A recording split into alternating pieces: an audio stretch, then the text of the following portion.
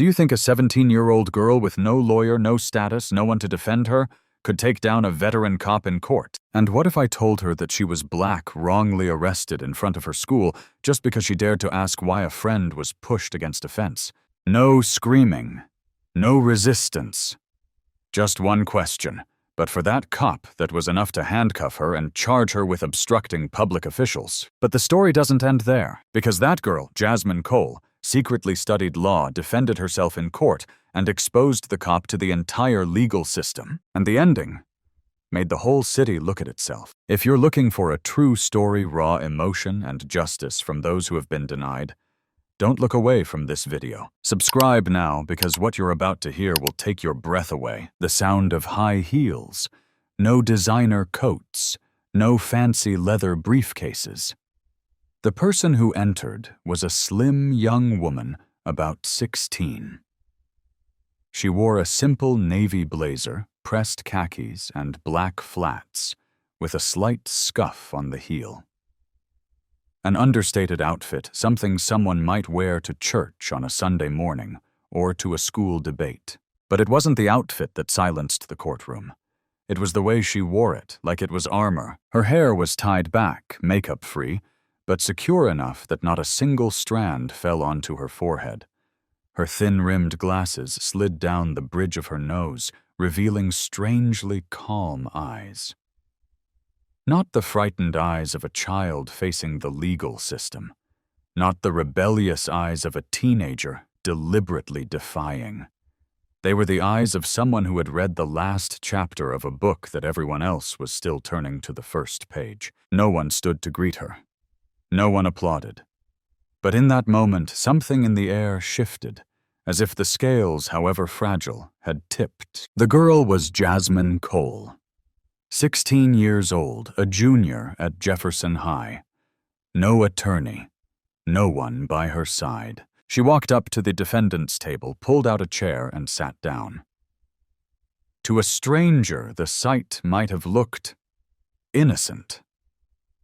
But to those who were observant, especially Judge Warren Ellison, who had presided for more than 20 years, he knew that composure was not inborn. It was cultivated. "Miss Cole, are you representing yourself today?" he said, his voice neutral, but not without a hint of surprise. "Yes, Your Honor," she replied, her voice clear and firm without a trace of tremor. At the other table, Sheriff Brent Maddox, whom Jasmine had been charged with obstructing the performance of official duties in an incident a few weeks earlier, leaned back in his chair, folded his arms across his chest, and chuckled. Not loudly, but enough for a security guard to glance at him, a half-smile, a sneer, as if he were watching a bad sitcom, whose ending he knew by heart. To him, it was a farce, a little girl who thought she was a lawyer, trying to prove something to a room full of grown men. He thought it would be an easy win. Judge Ellison returned his eyes to the file. "I must reiterate, this is not a traffic case, and you will be judged by the standards of a real lawyer." "I understand, Your Honor," Jasmine said calmly. The question that was running through the minds of some of those present, including the young prosecutor sitting far back, was over and over again. Does she really think she can do this? She was just a black girl from a South Phoenix neighborhood where crime rates were inflated at every city council meeting, where students like Jasmine were often labeled problems rather than potential. Her arrest on a charge of obstructing an officer was to many just another incident in a long list of minor teenage offenses that had been pushed into criminal charges. But there was something they didn't know.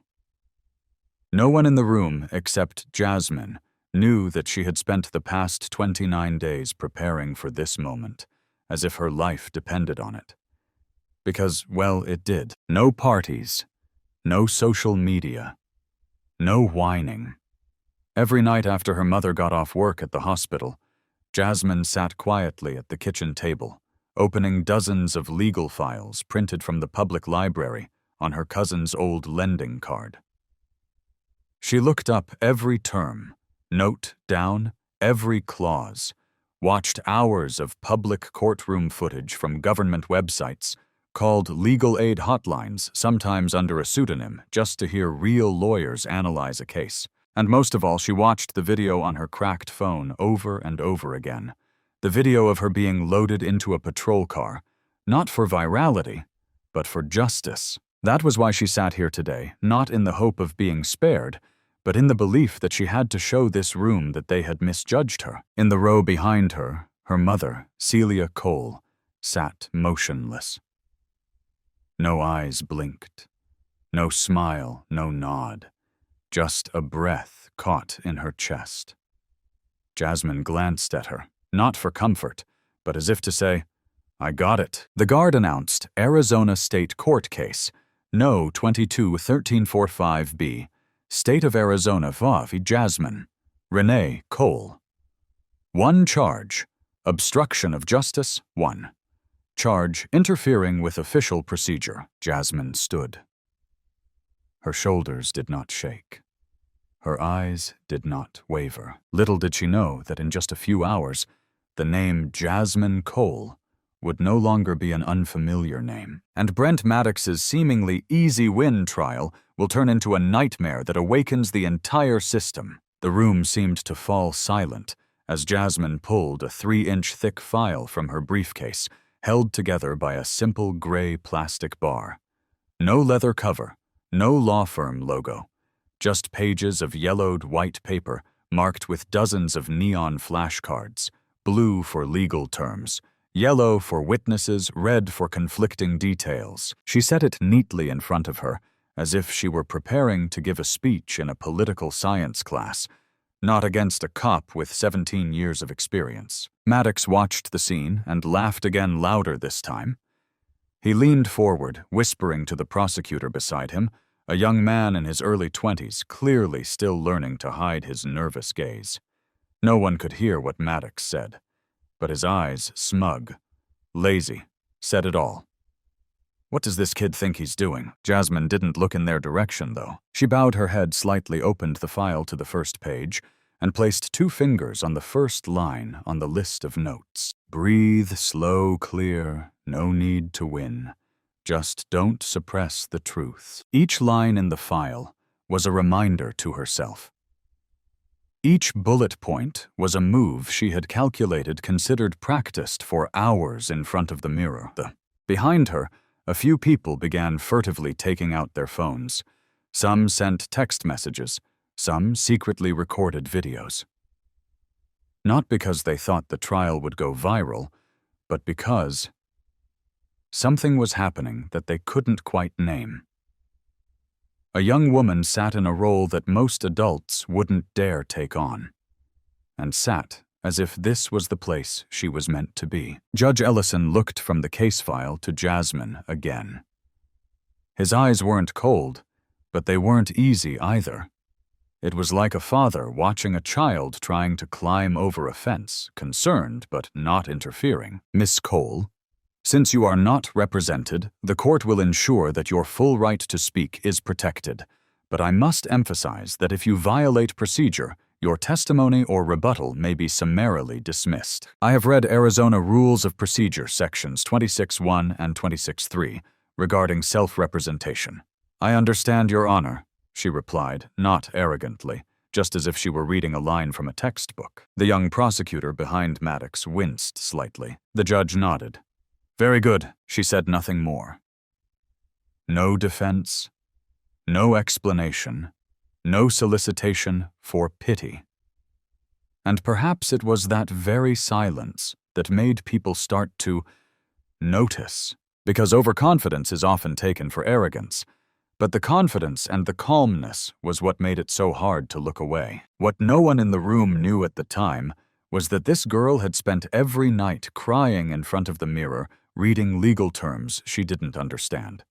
That she had called 14 different legal helplines and been turned down by 11. That some evenings she'd written drafts of her defense with a pencil stub from 8th grade. No one knew, but they were about to. They just didn't understand Jasmine wasn't here to get away with it. She was here to question the way the system viewed people like her. Her mother, Mrs. Celia, looked at her daughter, unable to shed tears. She no longer advised because she knew that advice could not stop what was burning inside Jasmine. It was not rebellion, It was a silent, lonely, but unstoppable journey. In front of Jasmine was a room that did not believe in her a neutral judge, a policeman who thought he was invincible, a young prosecutor who believed he had all the power, and a community that had turned its back on her when she was arrested in the middle of the schoolyard. But what was about to turn everything around? It was not her youth. It was not her courage. It was an unusual calmness, something that could not be ignored. This was just the beginning. A girl, a file, an unbowed back, and the smiling man across from her. He did not know that he was the one who was being truly judged. It was hot that day. The kind of hot that Arizona afternoon in mid-September can be, when the asphalt steams like cast iron pans and the iron fences become red-hot blades that are ready to cut into your flesh. The entire Jefferson High School campus seemed to melt under the heat. Students poured out the gates, chattering excitedly, their backs soaked with sweat, their backpacks feeling twice as heavy as usual. Jasmine stood alone near the corner of South 12th and West Adams, where she usually waited for her mother to pick her up at the end of the day. One earbud was plugged in, the other was empty, listening to the sounds around her, her eyes darting to the homework group chat. She paid it little attention because Lamar, her classmate, and the reason she often lingered after school was nowhere to be seen.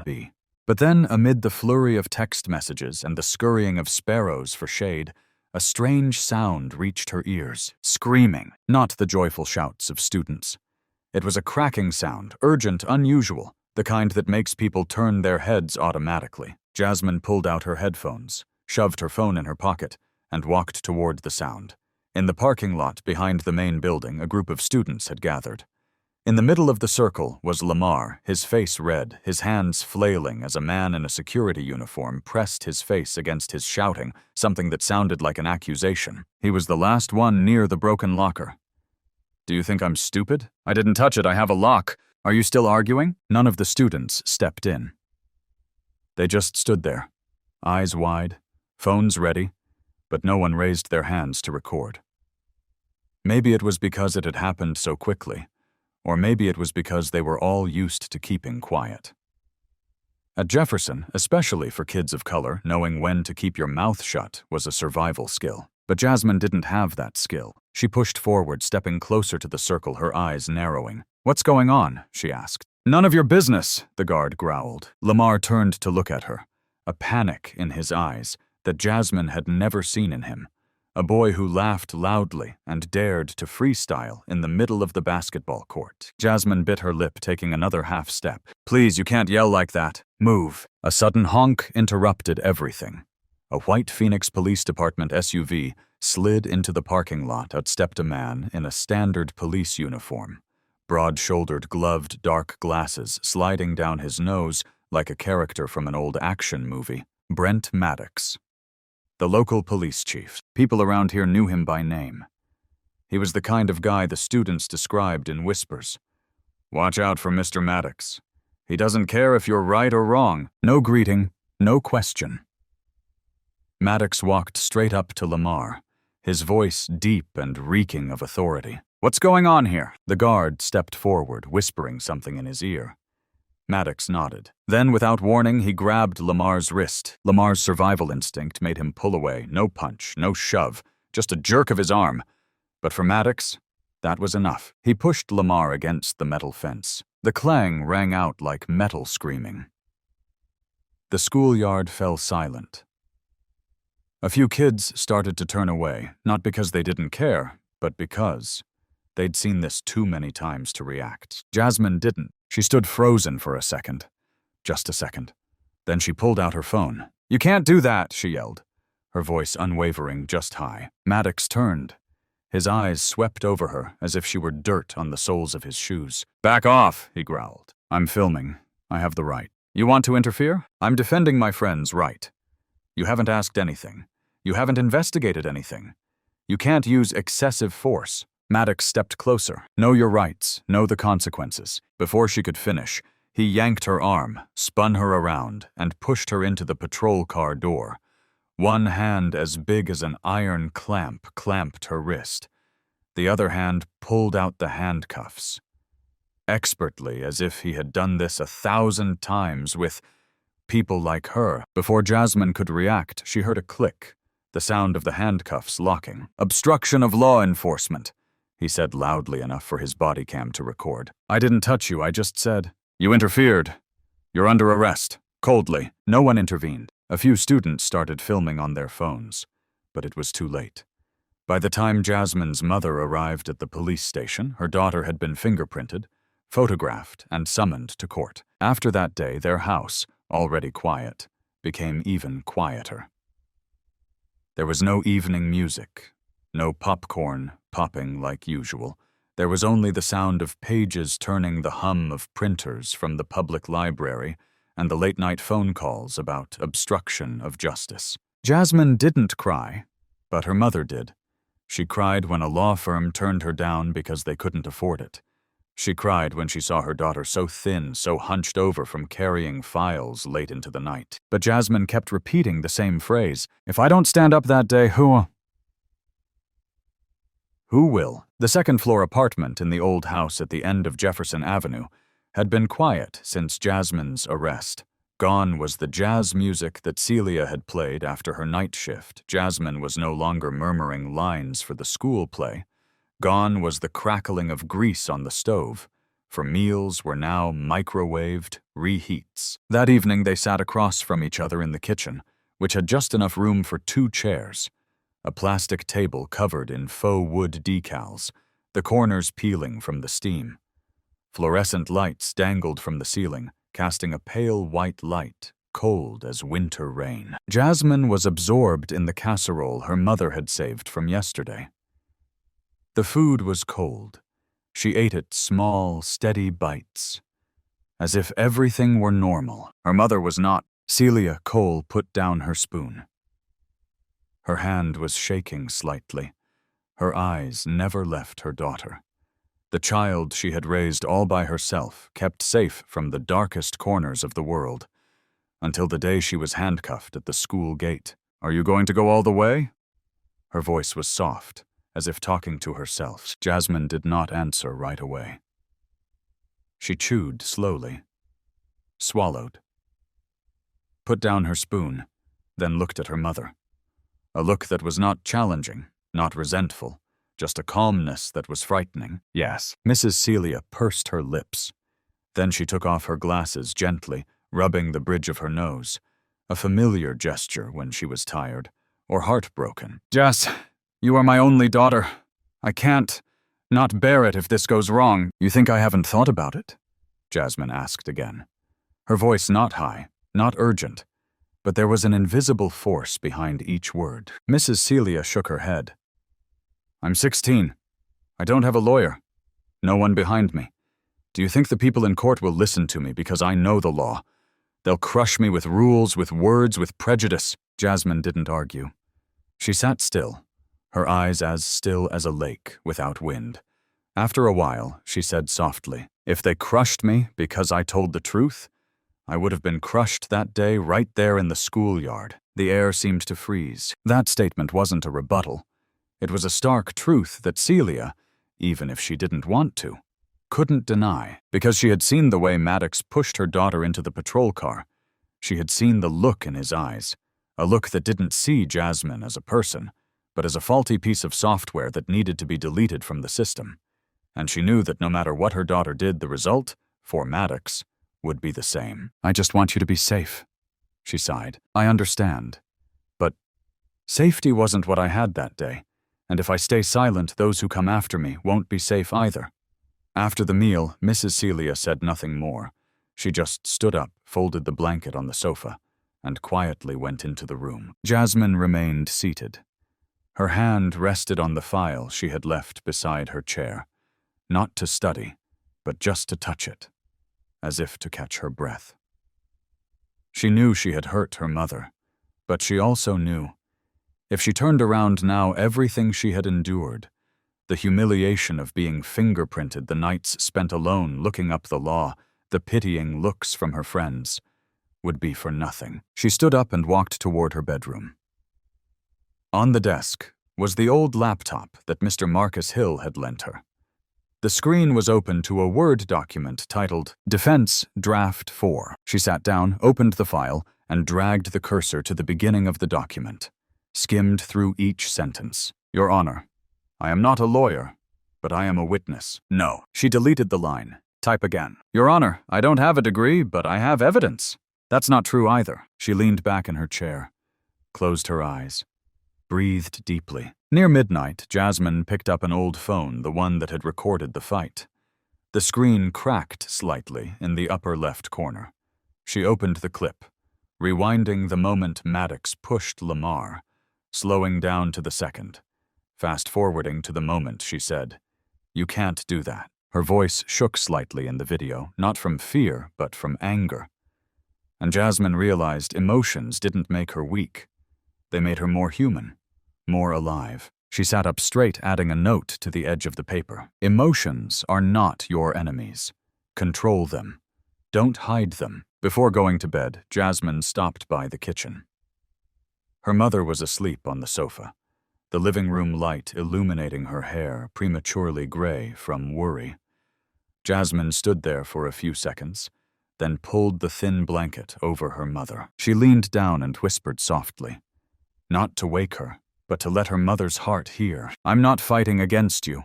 I'm fighting for everything you've taught me. Never bow to injustice. The next morning, as the first rays of sunlight filtered through the thin curtains, Jasmine woke to the rustle of the local newspaper sliding under the door. She opened her eyes, still a little tired from the long night. Not from studying, but from the thoughts that refused to quiet in her head. In the kitchen, Mrs. Celia had risen early. She was wearing her nurse's uniform, buttoning her blouse slowly, as if each button was a separate burden. Breakfast was a piece of toast and some peanut butter. No one spoke for a few minutes, only the sound of spoons tapping against the rim of glasses. Finally, Jasmine spoke, her voice low but steady. I don't need your support, but I hope you won't stop me. Mrs. Celia stopped her, buttering her hand, stilling. Do you think I'm stopping you? She asked, her voice not angry but heartbreakingly sad. Jasmine looked at her mother. She knew this was the time to tell the truth, to say what she had never dared to say. I always told you to be safe, to be quiet when you had to be. But that day, if you had been quiet, Lamar could have been taken away. No one stood up. No one said anything. And you couldn't turn away from that. Celia put down her spoon. She sat down on the chair opposite her, her eyes staring into the space between them, as if looking back at an old memory. Do you know why I always tell you to be quiet, Jasmine? She asked, her voice choking. Jasmine shook her head. Because I wasn't quiet. Celia continued, her voice low and distant, as if each word was drawn from a deep place. When I was your age, I stood in the middle of the schoolyard and spoke out loudly when my friend was insulted. The principal just smiled and said, "That's not the way a well-educated girl should react." The result: I was suspended for 3 days, my friend was transferred to another class, and the teacher who insulted me stayed on as if nothing had happened. I learned one thing: black people who speak up are always considered troublemakers. Jasmine listened without interruption. She understood this was no longer her own story. This was a generational wound. Mrs. Celia continued this time, looking straight at her daughter. But you're different. You're better than me. You're more prepared. You didn't speak out of anger. You spoke out for justice, and so I was more afraid. Afraid that the system wouldn't accept you just because you were right. Jasmine lowered her head. A tear fell. Silently, without a sound. Mom, I don't know if I can win, but if I don't try, I'll never forgive myself. A pause. Then Celia nodded slightly. If you're determined, I won't stop you. But you have to promise me one thing. Jasmine looked up. No matter how strong you are, you have to know when to lean on others. You can fight injustice, but not love. Jasmine smiled. Not a smile of victory, but a smile of understanding of 2 generations of women. One suffering, one resisting, finally finding common ground. After her mother left for the hospital, Jasmine returned to her room. She opened the file again, but this time not to read the law, but to write a letter, a silent declaration, to herself. On the first page she wrote, "No one can protect you better than you. But you don't have to do it alone. It's not that speaking up is rude. It's not that reacting is rebellious. It's not a crime to speak up. It's a crime to be silent in the face of wrongdoing." Underneath, she stuck a small piece of paper, a message from her mother that morning. Don't fight love. And Jasmine knew she would bring both reason and emotion evidence and memory anger and tenderness into the courtroom. Because the truth isn't just about right and wrong. The truth is what makes your heart beat in a world that tries to silence it. No one told Jasmine that standing up to a courtroom would cost her the peace of her everyday life. She only came to understand that on the third day after her summons, staring at her old computer screen, her eyes blurred from reading the same law over and over again, Arizona. Revised Statute 13-2409, obstructing governmental operations. Legal language was not like the essays she had written in class. It had no emotion, no characters, no heart. It was a cold maze of words, clauses, numbers, and exceptions. But Jasmine was not afraid of the maze. She was afraid she would not learn it before the trial began. Every morning, Jasmine woke up at 5:30. It was still dark, and the apartment was still asleep. She walked down to the kitchen, where the soft, yellow light from the round bulb illuminated the dining table, no longer a place for dinner, but a makeshift study room. In the middle of the table was a pile of printed paper law books borrowed from the library, sticky notes stuck together like a puzzle. On the wall, she taped a white sheet of paper with the words written in large black marker. Every class today is a step closer to the truth. Jasmine divided her lessons into each day law in the morning strategy at noon and oral practice at night. In a world where most of her friends were talking about going to prom, changing their avatars for the back-to-school season, or competing in TikTok dances, she learned to argue with the law. She started with the basics, memorizing basic provisions on civil rights, the right to lawful protest, the limits of police force. Each provision she wrote down by hand, like an artisan reciting memories not to remember, but to engrave. She used color to separate them. Blue, basic terms. Yellow, terms that could be directly applied to her case. Red, Maddox's conflicting statements from the report. Alone, she read the arrest report line by line. Maddox wrote that Jasmine approached, yelled, and disturbed the scene. But in the video, she was more than 12 feet away. Not yelling, just talking. Clearly. The truth doesn't need to be loud.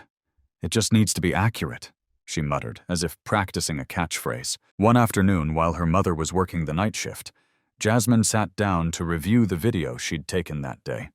She opened it with the slow-motion software on her laptop, breaking each moment into frames. At 17 seconds, Maddox put his hand on Lamar. At 24 seconds, Jasmine began to speak. At 29 seconds, Maddox turned, and at 32 seconds, she was shoved into the patrol car. She made notes in a small notebook. Second, 17. Initiation of use of force. Second, 24. No contact, only words. Second, 32. Subjugation. No legal warning. She replayed it again, until she knew every word, every background noise, every flickering eye in the video. In the evenings when her eyes were tired from reading the law, Jasmine practiced speaking in front of the mirror. She didn't shout. She didn't lecture. She just spoke slowly, firmly, and meaningfully. She recorded each sentence, then listened to it again like a music student adjusting each note to the right tune. She wondered, would the jury believe me if my hands were shaking? Then she answered herself, they don't need to believe me right away. They just need to be able to not ignore me. The neighbors rarely saw Jasmine outside. The kids who used to sit on the porch playing video games initially thought she was grounded.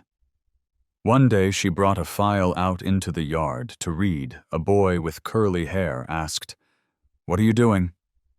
Without looking up, she replied, Practicing speaking so that I can talk to people who don't want to listen to me." The boy was silent.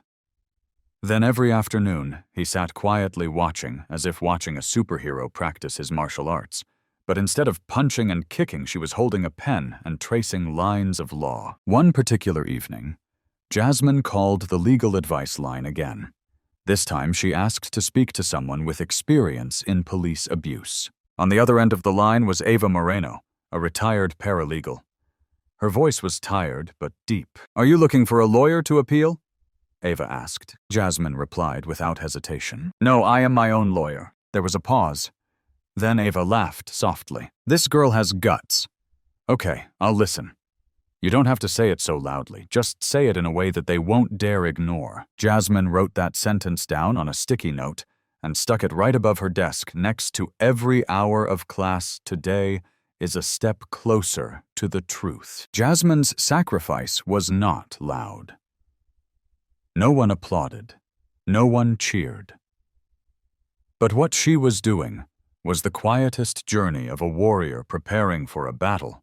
No one thought she had a chance at, not because she wanted to win, but because she couldn't help but go in. That day, there was no sun, no rain. The Arizona sky was a pale gray, as if nature itself were holding its breath, along with a city accustomed to blistering heat. Courtroom 3A was at the end of a long, ivory-tiled hallway, the heavy oak door closing behind Jasmine Cole, with a soft but weighty sound. Like a gate to a place of no return. She entered. No one stood to greet her. There was no glory, no flashbulbs, just rows of wooden benches, a few curious eyes, and an air as thick as the fog before a storm. Judge Warren Ellison was there, sitting in the chair, turning the first few pages of the document. His eyes occasionally glanced at her, not in judgment, but like someone reading a strange novel. The plot was unclear. The ending was unpredictable. Beside the prosecutor's desk sat a familiar figure, Chief Brent Maddox, his shoulders still broad, his back still straight, and the smirk still on his lips. He sat as if he were the law, the order, the one who had won before the game had even begun. He looked at Jasmine, not with curiosity, but with habitual superiority. Arizona State Court case. No 22 to 1345B now begins. The clerk's voice rang out, a cold, hard, and decisive sound. Judge Ellison tilted his head, looking at Jasmine. "Miss Cole, do you affirmatively continue to represent yourself?" Jasmine stood up, adjusting the collar of her blazer. "Yes, Your Honor, I affirmatively." Her voice was unwavering. In the back row, her mother Celia joined her hands together, pursed lips. Beside her sat Marcus Hill, dressed in a light blue shirt and neat khakis. The teacher said nothing, only nodded slightly when Jasmine looked in his direction. A few students from Jefferson were also present, and near the end of the row, a small woman with wavy chestnut hair, a reporter for the Arizona Daily Sun, sat with her notebook open and pen at the ready. The anticipation was overwhelming. The prosecutor began, a young man slightly built with thin glasses. His voice was monotone, almost mechanical, as if he were reading a statement of charges rather than speaking to a human being. The defendant, Jasmine Cole, age 16, obstructed a police officer in the performance of his lawful duties. In a sensitive situation, instead of complying, the defendant escalated the conflict, endangering herself and others around her. The words "escalated" failed to comply. Obstructed Jasmine had heard them over and over again over the past few weeks. But this time, as the cold voice read them out in the crowded room, they were like slow, sharp blades cutting into her flesh. It was Jasmine's turn. She stood up, her hand still touching the worn wooden table, feeling each scratch as a way to keep herself grounded in the present. She stepped into the middle of the courtroom, her notes neatly in her hand, but she did not look at them. "Your Honor, ladies and gentlemen of the courtroom, I am not a lawyer. I do not have a law degree. I do not have an office. I do not have an assistant with a file beside me." She paused. Her eyes swept around. "But I have something that I believe is enough to talk to you today. I have memory evidence, and most of all, I have real experience." There was no whisper, just an eerie silence. I did not come here to tell you, I came here to show you what I saw. And what I saw. Not a policeman on duty, but a man abusing his power. Jasmine returned to her seat. Not in a hurry, not in a smug way. Just quietly, as if she had just laid the first brick in the foundation of truth. The interrogation began. The prosecutor called Brent Maddox to the stand. He stepped forward steely as a war machine. His eyes swept over Jasmine as if to say, "This is my playground." But Jasmine did not bow her head. "Describe what happened that day," Maddox said. His voice was even and clear. He used words like, "The police had a duty to respond quickly." "The defendant was too close," the defendant shouted, and caused the situation to get out of control. Jasmine took notes as if she were following a technical error log. It was her turn to cross-examine. Jasmine stepped forward, stopping about 3 feet from the witness stand. She asked Mr. Maddox, "How long have you been a police officer?" 17 years. "In those 17 years, have you ever arrested a student for obstruction without being threatening?" "A few times, depending on the situation." She nodded. "Can you describe how I endangered you that day?" "You yelled, which made it impossible for me to concentrate." "Did you ask me to back off before you arrested me?" "I asked you to get out of the way." "And did I come close to you?" "That's hard to tell. The video shows me at least 12 feet away from you." She pulled up a still from the video, marking their positions. "This is me, and this is you 12 feet. Do you want to deny this?" Maddox was silent. His face changed slightly. Jasmine turned to the judge. "Your Honor, I don't need his admission. I just need you to see it clearly." The air in the room was heavy. For the first time since the case began, the tables had turned. In courtroom 3A that morning, there was something that rarely happened in trials with the presence of the veteran police, the initiative of the defendant, not through arguing, not through tears, but through timely silence and timely questions. Jasmine Cole stepped closer to the witness stand, documents in hand, posture erect, not shaking. Maddox was still sitting there, back straight, shoulders not slumped, but eyes wavering. The first cracks in his self-satisfied statue were appearing. And Jasmine, she saw them clearly. "Mr. Maddox," she began, her voice as calm as if she were asking a question in class, "in your report, you said that I approached in a threatening manner. Is that exactly what you said?" "Yes," Maddox said quickly, glancing at the prosecutor. Jasmine opened a printed copy of the report. The words were highlighted in a bright yellow pen. "Then please read this aloud to the courtroom." She held the paper in front of him. There was a brief pause. Maddox read slowly, hesitantly. "The defendant approached in a threatening manner and did not comply with orders to retreat." "Thank you, sir." Jasmine nodded. "What do you mean by threatening?" Maddox paused. "You!" shouted. "You intervened while I was restraining the subject." "But I didn't approach, did I? You stood close and I sensed you exerting pressure. Perception." Jasmine raised an eyebrow. "Is the law based on personal perception, sir?" A soft hiss came from the back row.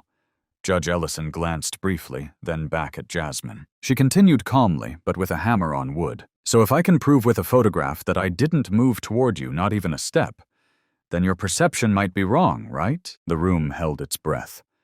Maddox frowned. "Can you show me that Judge Ellison asked?" Jasmine nodded. "I submitted the video evidence to the court 2 days ago. Now I'll show you a frame-by-frame breakdown, timestamps, location coordinates, and fixed landmarks." She pulled out a thin file, opened it to the first page, and showed a printout of the video. On it was Jasmine standing right next to the fence, more than 10 feet from Maddox. Still frames, timestamps at the bottom. First frame, 14/17/02. "I'm standing here." She turned the page. Frame 2, 14/17/008. Same position. "I did not move, did not turn, did not attack." She turned to Maddox. "If I did not move, there was no physical threat, then what is the threat? My existence." For the first time, Maddox was silent. Jasmine looked directly at the judge. "I do not want the court to believe my feelings. I want the court to see the facts." She flipped to another page, a digital analysis from the Northern Arizona State University Digital Imaging Lab. "Here is the report I requested from a video analyst. It confirms there was no movement from the defendant toward the officer during the entire clip. There was no editing, no change in position." She paused. her gaze stern. "I am the defendant, but in that video I am the one being dragged away, not the one causing the disturbance." A silence fell over the courtroom. Mrs. Celia's eyes welled up with tears, not from fear, but because for the first time, the entire system was forced to sit quietly and listen to her daughter speak. Judge Ellison nodded slightly, then turned to the prosecutor. "Do you have any objections to the defendant's presentation?" The young prosecutor stood up, his voice slightly hoarse. "The prosecution needs time to review this image analysis." "Okay." The judge nodded, his eyes quickly, glancing at Jasmine as if to acknowledge the girl had caught his attention. But Jasmine did not stop. "Your Honor, I would like to call my witness." "Who?" the judge asked. "Lamar Green, the one who was pushed into the fence that day." Lamar stepped forward, his body slightly trembling, but the eyes he looked at Jasmine were eyes of silent gratitude. She didn't do anything wrong. She just stood there saying, "I didn't deserve to be pushed into the fence." She didn't touch anyone, didn't yell, just asked why. "Did she obstruct Mr. Maddox?" "No.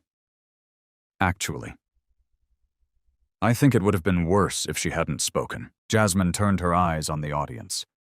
"Your Honor, many people may think I'm just a child trying to rebel, but I'm not against the law. I'm trying to enforce it by not being silent in the face of wrongdoing." And with that, she walked slowly back to her desk, leaving a room that no longer saw her as a student, but as a citizen using the law to uphold justice. No one in the courtroom was prepared for what happened next. They thought Jasmine had said it all, that the video she had provided a frame-by-frame breakdown of Lamar's testimony was the final straw, that it was all just a formality, but she had not drawn her final sword. As Judge Ellison was about to adjourn the proceedings, Jasmine slowly rose to her feet. "Your Honor," she said, her voice low but clear as a bell in the night, "I would like to present one additional piece of evidence, one that I believe will clarify not only the incident that day, but a pattern of repeated behavior." At the prosecution table, Maddox frowned slightly. The young prosecutor was busy talking to the court assistant. The judge tilted his head, his voice slow but alert. "Did you submit this evidence in the record?" Jasmine nodded. "Filed 2 days ago. Title submission 4B. The clerk flipped through the stack of papers, finding a black USB-attached envelope attached to a printed summary description. "Received and in possession," the clerk confirmed. Judge Ellison let out a soft sigh. "Okay, present." Jasmine stepped forward, holding nothing but the evidence description. She turned to face the judge, then glanced out to the audience where her mother sat, her hands shaking slightly, and Mr. Hill nodded slowly. "The evidence I present today," she began, "is a recording from the Arizona Legal Aid line of 3 anonymous calls from citizens naming the same officer, Brent Maddox." A murmur began to rise in the background. "I know these are unproven charges," Jasmine said, her voice steady, "but I'm not presenting them to prove guilt. I'm presenting them to prove a pattern of abuse of power, of intimidation, using the name of the law." She nodded, signaling for her secretary to play the recording. The first recording is a woman's voice, thin and shaky. "I don't know if I should report it, but my son was pulled out of the car by Mr. Maddox just because he asked why he was stopped. No argument, no resistance. He was only 15. He held him for over 2 hours without calling me." The second, a man's voice, thick and tired. "I work at a gas station south of town. Mr. Maddox often comes by. I once asked him why he held one of my customers for so long, just because they walked in without ID. The next day, I was inspected 3 times in a row. I didn't dare ask again." The third, a younger voice, almost breathless. "I just asked why I didn't think he would push me against the wall with his hands. I didn't dare say my real name. I was scared, but if anyone is listening, please don't let this continue." The courtroom was frozen. Jasmine waited a few seconds after the last part ended. She didn't turn to Maddox. There was no need. "I don't know who these people are. I've never met them, but I know their voices echo mine. The powerlessness of having your reason drowned out by the voice of authority." She turned to the last page of the file. "I'm also submitting a summary of the official complaints filed with the Phoenix Police Department over the past 5 years, files that are publicly accessible. 3 of them name Officer Maddox, none of which have been subject to a full internal investigation. She turned to the judge, her eyes burning like a fire that had been smoldering for weeks. I don't need you to judge him today. I don't have that right. But I hope you see the day I was arrested was not an isolated incident. It was the tip of a much larger iceberg, and if we ignore it, the next person may not be so lucky as to have a phone, to have evidence, to have a mother who is still alive to fight for. Maddox didn't look like Maddox anymore, no longer the symbol of order. He slumped in his chair, eyes unfocused, shoulders hunched. The way he adjusted his tie, awkward and meaningless. Judge Ellison didn't say anything for 30 seconds, just silence. Hands clasped, thumb tapping lightly on his index finger knuckle, a habit he had when he was faced with something he could no longer hide. Then he nodded. The court will adjourn for 30 minutes, then proceed with the closing arguments and consider the motion to dismiss the charges. Jasmine sat down, her eyes still fixed straight ahead. She did not breathe a sigh of relief, did not smile, but the cold sweat on the back of her shirt had begun to dry with the blazing heat of the truth. In the back seat, her mother bowed her head, covering her face with her hands, but she did not cry. She was silently thanking her daughter for daring to do what she, her entire generation, had not dared. The 30-minute recess passed as if time itself had stretched. No one spoke loudly in courtroom 3A. Even the sound of papers turning was softer than usual. People sat up straighter. Fingers didn't tap the table as absent-mindedly as before. Something had changed. Not the law, not the power structure. It was the atmosphere. The silence was no longer an empty space. It was living proof of what everyone had just witnessed, the truth. Needed no age, no degree, no symbol, only to be spoken by someone who dared to look straight. Jasmine sat upright, her hands folded in her lap, her eyes fixed on the raised platform where Judge Ellison was preparing his case. There had never been a moment in the past 3 weeks of preparation that had made her tremble as much as she did now. Not because she was afraid of being convicted, but because she knew that after today, silence would no longer be an option for anyone who had witnessed it. Judge Ellison cleared his throat, then began to read. After reviewing the entirety of the evidence presented, including video footage of the crime scene eyewitness testimony, digital imaging analysis, and 3 audio recordings that demonstrate similar repeated behavior. He paused, glanced at Jasmine, then at Maddox, who had his head bowed, his eyes fixed on a vague spot on the wooden floor. I find reasonable cause to doubt the accuracy of the indictment against Jasmine Cole. A collective intake of breath echoed through the room. Jasmine didn't inhale. She just sat there. The use of the word threat in Officer Maddox's report is not supported by any specific behavior on the video. The quality of obstruction cannot be determined by the mere presence of a citizen asking questions, and more importantly, he lowered his voice, tilted his head. In a democratic society, asking questions is not a crime. It is a responsibility. For the above reasons, the court finds the defendant, Jasmine Cole, not guilty on both counts. The words were not accompanied by applause. There was no cheering, but in the silence, a quiet tremor spread. The eyes began to shift. Jasmine was no longer seen as a defendant, but as someone who had done what most adults would not dare. Forced a system to listen. Maddox still did not raise his head. He was not convicted that day, but his power had been stripped, and that for a man like him was more than a sentence. Judge Ellison was not finished. In addition, after reviewing the evidence of past complaints, I am formally recommending that Officer Brent Maddox's case be referred to the Internal Affairs Office for further investigation of the unresolved cases. Another blow. This time not to Jasmine personally, but to the way the law had turned away. Jasmine did not cry. No need, tears were not enough to express the relief of someone who had silently embraced the flame of justice for so many days. She bowed her head slightly, not in gratitude, but to thank herself for not giving up. Her mother, Celia, walked quickly up as the hearing ended.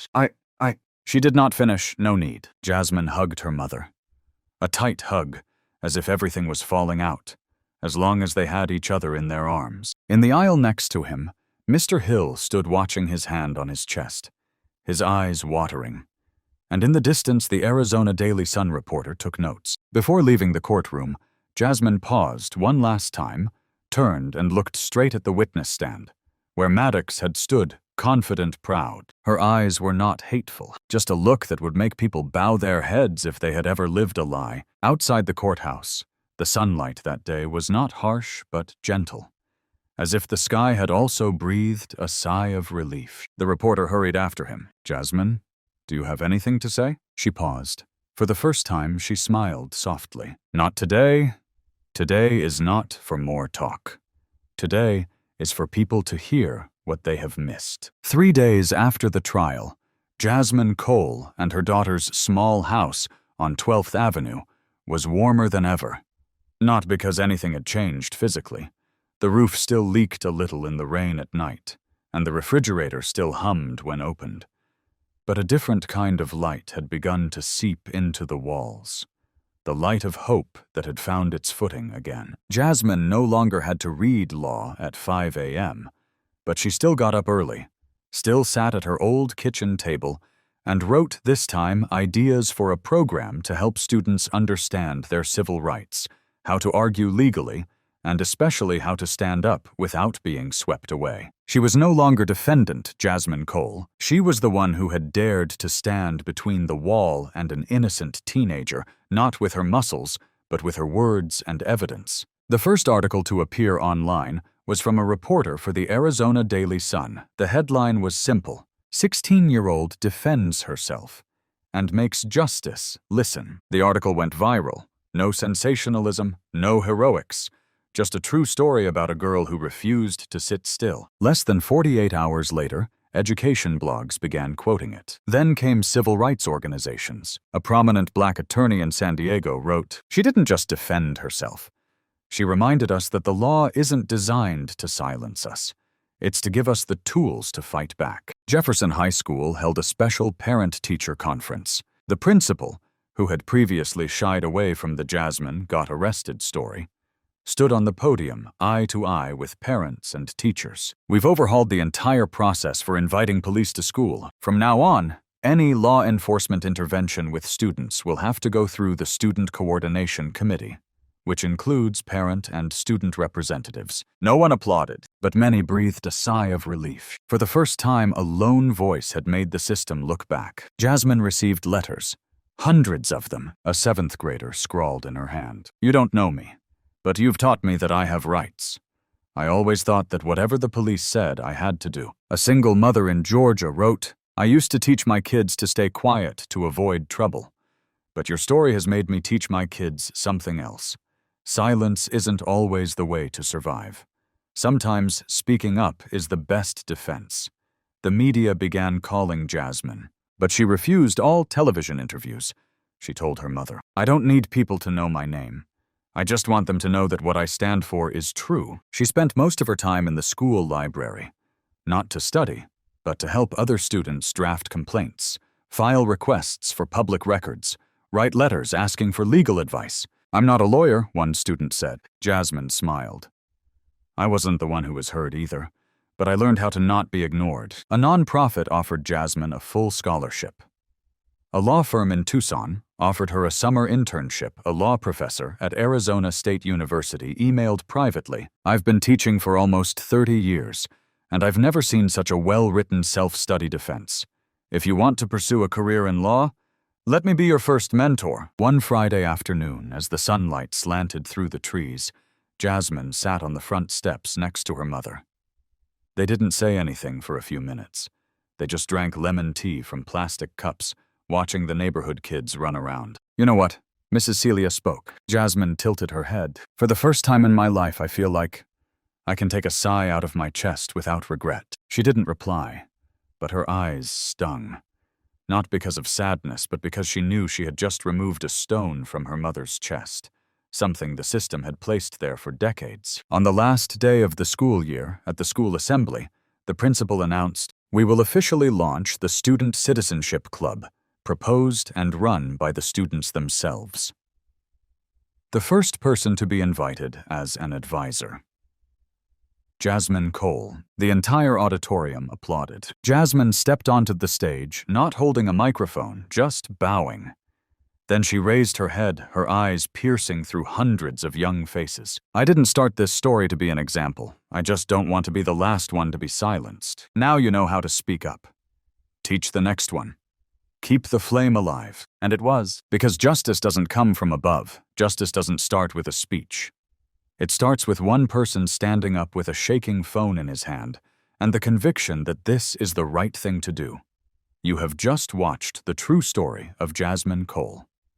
A 17-year-old black girl with no degrees, no lawyer, no power, who dared to confront a system designed to silence people like her. She was arrested not for committing a crime, but for daring to question. She was handcuffed not for being dangerous, but for daring to be present where power did not want to see its reflection. Police officer Brent Maddox, once seen as a symbol of order, bowed his head, not because Jasmine screamed, but because she demonstrated with facts, every line of law, every frame of video, every pointed question, that power does not mean right. But stop for a second and ask yourself, how many people like Jasmine did not have a video? How many people were dragged off the school grounds without anyone asking why?